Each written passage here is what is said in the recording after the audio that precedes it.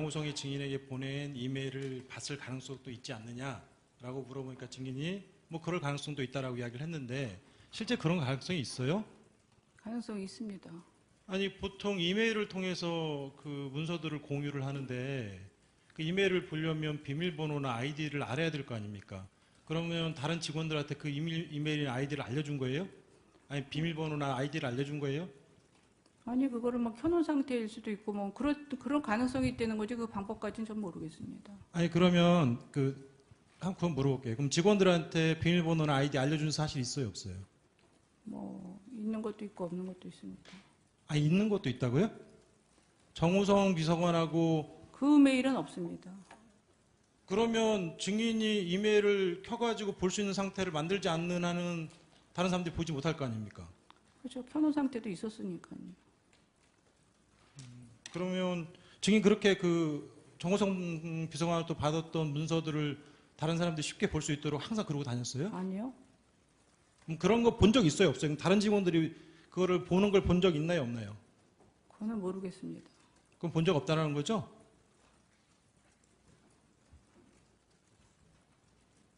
그거는 모르겠다고 얘기하지 않았습니다. 그래, 알겠습니다. 증인은 뭐 고영태, 뭐 유상영, 그다음에 뭐 박헌영, 노승일 이런 사람들이 기획해서 증인을 모함하고 있는 것으로 보인다라는 취지로 지금 주장하고 있는 거죠. 증인 그렇죠? 네. 거기에 정현식 씨도 포함돼요? 아까 그 피청구인 대리인 측에서 정현식 씨도 포함되는 것처럼 물어보는 것에 대해서 답을 해서 아니 저는 포함된다고 얘기는 하지도 않고 그분이 왜 그렇게 갑자기 저한테 그렇게 얘기하는지 모르겠다고 얘기한 것 같습니다. 그러니까 뭐 고영태 씨와 고영태 씨하고 원래 친분이 있던 사람들 외에 정현식 씨는 그 같은 부류의 사람으로 보기는 어려운 거죠?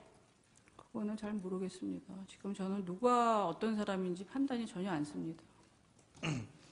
자, 고영태나 이런 사람들이 분명히 대통령인 피청구인과 친한 것으로 알고 있는 증인을 상대로 해서 협박을 했다라는 건데 그 사실 참 믿기가 쉽지 않아요. 대통령이시면 우리나라 최고의 권력자시고 수사기관을 충분히 동원을 할 수 있는 막강한 권력을 가지고 계신 분인데 그런 분하고 가까운 증인을 협박했다? 자, 쉽게 이해가 안 되는데 그거 어떻게 생각하세요? 쉽게 이해가 안 가도 사실입니다. 그래요? 네. 알겠습니다. 그 2014년 내지 2015년경에 고영태 씨가 최순실 게이트 운운하면서 증인에게 도와달라고 했다라는 거죠? 그렇습니다. 그럼 증인에게 그 도와달라고 하면서 사업도 좀 도와달라 하고 좀 돈도 좀 빌려달라 하고 뭐 이런 식의 부탁을 했었나요? 그랬습니다. 구체적으로 그 어떤 식으로 협박하던가요? 한번 이야기 좀 한번 해보세요. 그 얘기는 지금 할 수 없습니다. 왜요? 아니 최순실 게이트 운운하면서 증인을 협박했다라는 건데 그 구체적으로 이야기를 한번 해보세요. 왜냐하면 그 사람들의 그 뒷배경, 동기, 증인에게 불리하게 말을 하는 그 동기가 의심스럽고 아주 불순하다는 거 아닙니까? 그럼 그걸 정확히 말씀해 주셔야죠.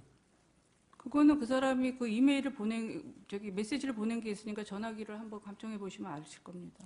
여기서 전화기를 어떻게 감청하나요? 증인이 검찰 그거를 측에 얘기를 하면 증인이 협박을 받았기 때문에 가장 잘 생생하게 아실 것 같아요. 아니 제가 게이트를 한다고 얘기하지 않았습니까? 전체적인 기억은 확실히 안 납니다 지금. 그거는 확실히 받은 겁니다. 주인 그러면 그때 당시에 고영태나 뭐 이런 사람들을 공갈이나 협박으로 수사기관에 혹시 고소하거나 수사 의뢰하지 않았나요? 안 왔습니다. 왜 안 했죠? 아까 증인편에 의하면 살살 달래가면서 진행했다라고 이야기를 했어요. 왜 살살 달래죠?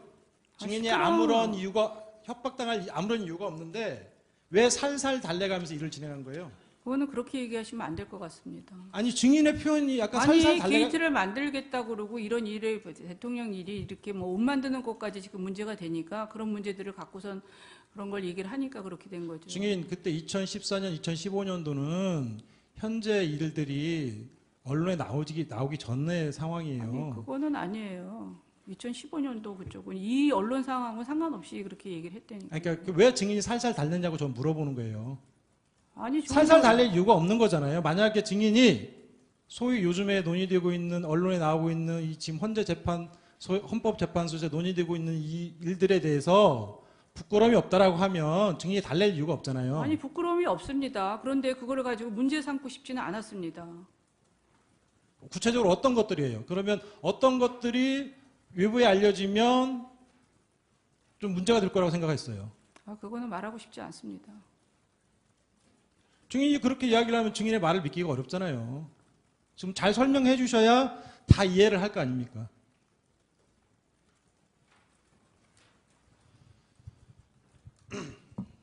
아까 제가 설명을 드렸습니다. 저쪽에. 증인 혹시 피청구인한테 뭐 기치료 아줌마나 주사 아주머니 소개시켜 준 적 있으세요? 없습니다. 없어요? 증인의 변호인이 이경재 변호사만 해도 그 주사 아주머니 소개시켜 줬다라고 이야기를 한 적이 있는데요. 없습니다. 그럼 증인의 변호인께서 증인과 달리 확인 안 하고 언론에 발표한 건가요? 확인 안 하고 얘기하신 것 같습니다. 전 그 언론 보도 그래요? 못 봤습니다. 알겠습니다.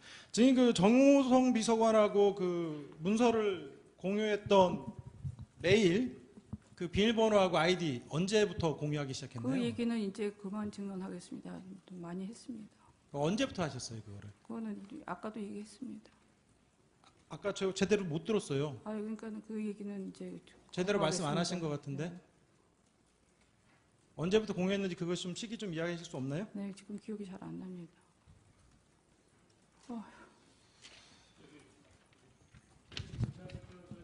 질문하신 거에 관련돼서 한 가지만 좀 물어보겠습니다. 증인, 네. 그 노승일 부장이 그 청문회 때 얘기를 한 게 있는데 그때 무슨 얘기를 했냐면은 노승일 자기가 그 증인의 컴퓨터에 들어가지고 파일을 하나 다운받은 게 있대요. 그리고 증인이 노승일의 컴퓨터를 잠깐 쓴 일이 있었는데 그때 증인이 노승일의 컴퓨터에다가 그 파일을 하나 넣어서 그것도 하나 다운받았다. 그래서 여기서 하나 여기서 하나 두 개 파일을 받아서 갖고 있다 이렇게 얘기한 적이 있거든요. 노승일이가 그렇게 증인의 컴퓨터에 가서 다운을 받은 일, 그리고 증인이 노승일의 컴퓨터에 들어가서 작업을 하면서 거기다 파일을 하나 남긴 일이 있었습니까?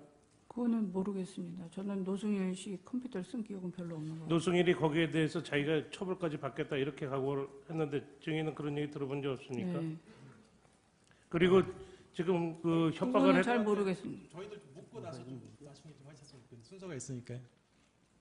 아니 증인 우리 문 변호사님 말씀하신 거에 대해서 내가 지금 다시 정 변호사님, 지금 논점에서 벗어나는 지금 질문을 하고 계시는데 지금 아니, 한참 신문하다가 지금 중단을 시켜놓고 하고 계시거든요. 파일을 안 그러니까 받았다고 이제 얘기를 됐어요. 그런 충분히 지금 논의가 됐으니까 계속 빨리 마무리를 하세요. 예, 알겠습니다.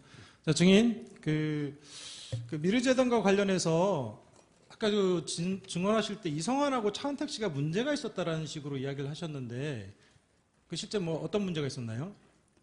그거는 나중에 다 밝혀질 것입니다. 이것도 하나의 이거를 헌법재판소에서 밝히는 과정이에요. 네, 너무 그거 정확히 지금 무슨 문제였던지 좀 말씀하시기 어려운가요? 네. 지금 그 문제를 대통령께 보고는 안 드렸는데 대통령께서 이미 알고 있었던 것으로 생각한다라고 이야기를 하셨거든요. 그것도 맞나요? 모르겠습니다. 그렇게 얘기하는 거. 알겠습니다. 마지막으로 하나만 또 묻도록 하겠습니다. 주인 오늘 그 특검에서 이재용 삼성전자 부의장을 대해서 구속영장을 청구한 거 혹시 알고 계시나요? 모르고 있습니다.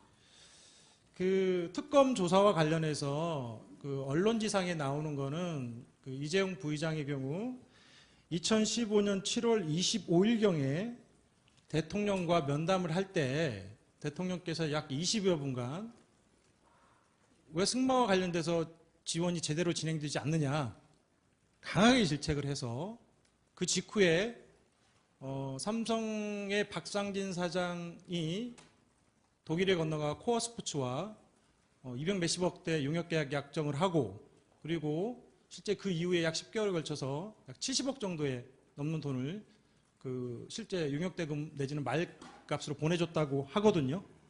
혹시 그 내용 들어본 적 있어요? 무슨 내용이에요? 방금 말씀드린 거. 내용 들어본 적 없습니다. 그리고 270억이라는 거는 그 가상 금액이지 그 사람들이 집행할 저 의지도 없다고 아까 말씀드렸지 아니요. 않습니까? 그러니까 뭐 이렇게 계약서 내용을 말씀드리는 거예요. 그리고 근데 그러면서 자기들은 대통령이 강하게 압박해가지고 어쩔 수 없이 한 자기들 이거 삼성 측의 주장입니다. 강하게 압박해가지고 어쩔 수 없이 한 공갈의 피해자다. 뭐 이런 취지로 주장하거든요. 그거에 대해서 어떻게 생각하세요? 그거는 모르겠습니다. 그 사람들의 주장이니까. 그러면 피해자 아니면은 사전에 그 대통령하고 피청구인하고 삼성 측하고 어느 정도 논의가 돼가지고 진행이 됐다는 건가요? 그렇게 물어보시는 건 아닌 것 같습니다. 아니 그거에 대해서 대답을 하시면 돼요. 제 질문 취지에 대해서 또 뭐라고 하지 마시고 대답하시면 돼요. 질문 취지를 잘 모르겠습니다. 무슨 얘기인지. 아니 삼성 측에서는 마치 공갈의 피해자처럼 이야기를 해요. 근데 그분들이 얘기한 걸 제가 뭐라고 얘기를 할 수가 있습니까? 잘 모른다? 네. 예, 알겠습니다. 이상입니다.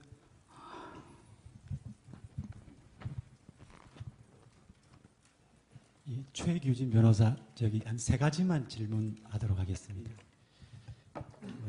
증인 아까 자꾸 엮였다는 말씀을 많이 하시던데 제가 어디서 들어봤나 했더니 우리 대통령께서 연초 기자회견 하실 때도 그런 말씀을 쓰신 것 같아서 또 혹시 뭐 교감을 했나 잠깐 의심했는데 그거는 뭐 아닐 거라고 믿고 증인 검찰 수사 받을 때 폭행, 협박 이런 입에 담을 수도 없는 말을 많이 들었다고 했는데 저희가 증인이 검찰 수사에서 진술했던 내용들, 오늘 증언했던 내용들 열심히 듣고 읽었는데 거의 다르지는 않거든요.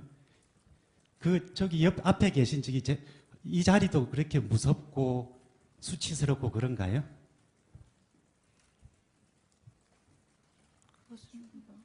대답 안 하셔도 상관없습니다. 그 다음에 의상실, 신사동에 있는 의상실에 대해서 하나 여쭤보겠습니다. 신사동 의상실은 증인이 운영한 게 아니라고 그러셨나요? 더 이상 답변을 안 하겠습니다. 고영태 씨가 운영을 했다고 진술하셨나요?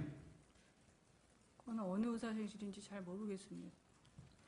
진술 거부한다고 제가 받아들이고 하나만 더 자꾸 확인하지 마시죠. 하나만 새로운 걸 물어보시죠. 증인은 KD 코퍼레이션과 관련해서 KD 코퍼레이션 회사를 피청구인에게 소개할 때 이 회사가 괜찮은 회사다라고 생각했고 그 이유 중에 하나가 기아 자동차에도 납품하고 있는 걸로 알기 때문에 괜찮은 회사라고 생각을 하셨다고 하셨죠. 그건 아까 답변을 다 했습니다. 그래서 제가 이제 질문을 드리는데 증인이 말씀하셨던 게 피청구인에게 대기업들이 자기들과 관련이 있는 회사만 납품을 하도록 하고 있고 기술력이 매우 좋은 기업이 기술력이 사장될 것 같아 안타까워서 소개했다고 하는데 기아 자동차가 대기업이 아닌가요? 아까 그건 대답을 다 한 걸로 알고 있습니다.